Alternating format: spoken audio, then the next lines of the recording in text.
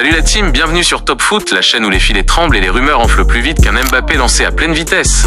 Aujourd'hui, on est dans la capitale espagnole, Madrid, et figurez-vous que le Real, comment dire, ils sont en mode alerte rouge, zone de turbulence catégorie XXL. Et au centre de cet ouragan, notre bon vieux Carlo Ancelotti. Mais avant de déballer ce feuilleton digne des meilleures séries Netflix, un petit geste pour votre serviteur, likez cette vidéo, abonnez-vous si vous êtes nouveau dans le game, et activez cette cloche, la petite magicienne qui vous prévient de toutes nos dingueries, surtout si vous kiffez les vestiaires, où ça sent plus la poudre que le parfum.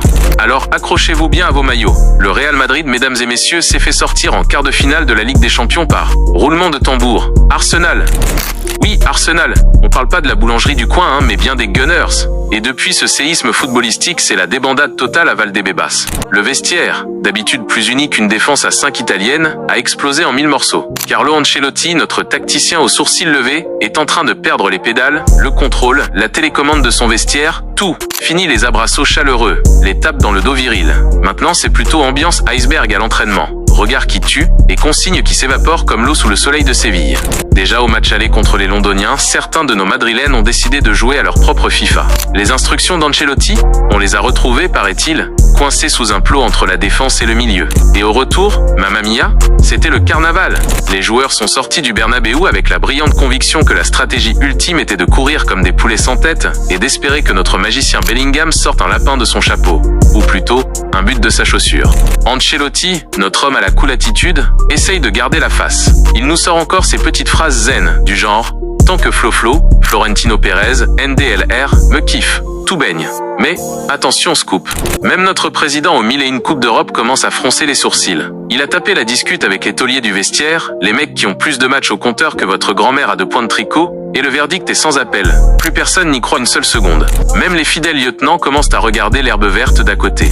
Mais attention, ne faisons pas porter le chapeau uniquement à Carletto. Florentino, le grand Manitou, en a aussi ras-le-bol de certains joueurs qu'il a couvés comme des œufs de Pâques, et qui maintenant sur le terrain, ont l'air de courir avec des chaussures en plomb. L'ambiance est électrique, les résultats sont plus décevants qu'un classico sans but, et quand ça sent le roussi dans les cuisines du Bernabéu, on sait tous qui va passer à la casserole en premier. Le chef. Et là, attention, coup de théâtre avec un zeste de samba. Le poste de sélectionneur du Brésil est sur la table pour Ancelotti. Plage, caipirinhas, Neymar qui te fait des passements de jambes. Franchement, ça donne envie de troquer le froid madrilène contre la chaleur carioca, non? Du coup, la rumeur court que le 26 avril prochain, lors de la finale de la Copa del Rey face à nos meilleurs ennemis du Barça, ce sera peut-être son dernier tango sur le banc meringue. Fin de l'histoire, rideau. Mais maintenant, c'est à vous de jouer la team Top Foot. Dites-moi en commentaire, est-ce qu'Ancelotti doit plier bagage subito presto ou tenter un barreau d'honneur pour finir la saison avec panache? Et surtout, qui pourrait reprendre le flambeau? Zidane? Le retour du roi? Xabi Alonso? Le jeune loup aux dents longues? Faites vos jeux? Les parieurs du dimanche. Si vous avez kiffé ce déballage croustillant, n'hésitez pas à exploser le bouton j'aime, abonnez-vous à Top Foot pour ne rien manquer de nos analyses piquantes et activez la cloche pour être au taquet de la prochaine bombe. On se retrouve très vite pour un nouveau débrief haut en couleur. Ciao la team!